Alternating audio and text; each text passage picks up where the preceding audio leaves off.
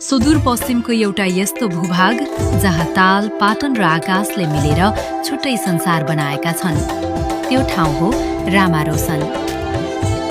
सुदूरपश्चिमको अछाम जिल्लामा रहेको रामारोसन करिब 2500 मिटर उचाइमा फैलिएको सुन्दर क्षेत्र हो। यो ठाउँलाई धेरैले 12 बण्ड र 18 खण्ड अर्थात् 12 ताल र 18 पाटनको भूमि भनेर चिन्ने गर्छन्। यहाँका विशाल पाटन, हरिया घाँसे मैदान, शान्त तालहरू र वरिपरि फैलिएको पहाडी दृश्यले रामारोसनलाई नेपालको एकदमै फरक र मन लोभ्याउने गन्तव्य बनाइदिन्छ।